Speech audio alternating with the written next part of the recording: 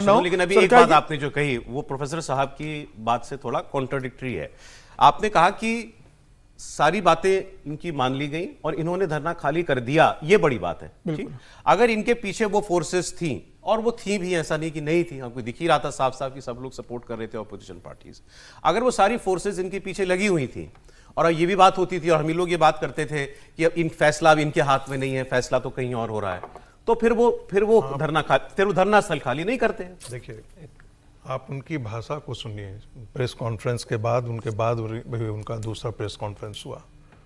उन्होंने कहा कि मैं उन मीडिया संस्थानों के एडिटर और एंकर्स को चेतावनी दे रहा हूं जो एक तरफा नैरेटिव चलाते हैं, उनकी भी अकाउंटेबिलिटी हम फिक्स करेंगे। तो ये क्या है कि यानी कि आपके दरवाजे तक भी वो आकर के प्रदर्शन करें। और कल हमको दिखाई दिया कि बहुत सारे ऐसे पत्रकार थे। वो उनको जो कर रहे हैं सर, वो नहीं, मैं कल से सुन रहा हूं एक शब्द कल से मैं ट्रेंड कर रहा है, संवाद संवाद संवाद संवाद। तो संवाद की छूट सबको होनी चाहिए ना, सबको छूट होनी चाहिए अपनी बात कहने की। मैंने कहा हूं, देखिए मेरा सवाल सर ये था कि अगर इनके पीछे बहुत बड़ी ताकतें थी तो उन्होंने धरना क्यों खाली कर दिया? फिर वो कहती हैं अभी लगे रहो, जैसा समीर जी कह रहे थे, वो एफआईआर की कॉपी हाथ में तो आने दो, कॉम्पनसेशन अकाउंट में तो जाने दो, खाली क्यों किया? देखिए, उन्होंने उनको रिटेन सारी चीजें मंगलवार को मिलने वाली है इस मामले में।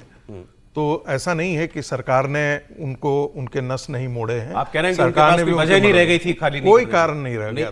अगर पीछे इसके बाद होता तो डिस्क्रेडिट होता। जी खाली क्यों हुआ? ये अच्छा पॉइंट दिया समीर जी। देखिए, ये तो बिल्कुल दुरुस्त बात है कि मतलब बिल्कुल ये बिना किसी बड़ी फोर्स के नहीं हो सकता है। कोई सचमुच बोस्टन से चल के चला आए ऐसे आंदोलन हो जाए, ये होता नहीं। और जो ये लड़के हैं ये सब जानते हैं कि इनका मतलब क्या विचार है, किस तरह से बात करते हैं। लेकिन अगर सरकार इस तरह से झुक गई हो तो आप करेंगे क्या? आपने जो नॉन निगोशिएबल मांग लिख के दी, वो नॉन निगोशिएबल उन्होंने मांग लिया, और सिर्फ मान ही नहीं लिया, झुक कर माना। तो मुझे लगता है वो गुंजाइश नहीं थी। लेकिन एक बात मैं जरूर बोल दूं, अच्छा किया प्रोफेसर साहब ने वो कह दिया।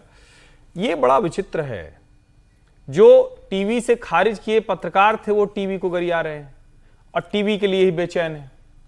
जो लोग कल तक कह रहे थे कि मेन स्ट्रीम मीडिया तो फिनिश, उसका तो समय खत्म हो गया, वो टाइम ले लेके दौड़ दौड़ के एक दूसरे स्टूडियो जाकर उन्हीं एंकर के साथ बात कर रहे हैं जिनको कहते कह रहे एंकर्स की वजह से रिपोर्टर को हमने पीटा। ये देश के लोगों को सुनना चाहिए जरा।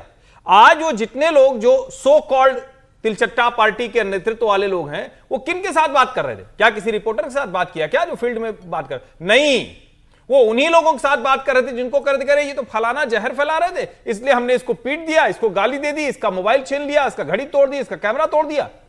ये यही कर रहे थे ना माइक देख के। आज आप उसी टीवी चैनल पर स्टूडियो भागते हुए कल रात भर जितने लोग थे, अपनी शक्ल दिखाने के लिए उनको पता है कि देश को तो आपको दिखाना है, तो बात तो मीडिया पे करनी ही पड़ेगी।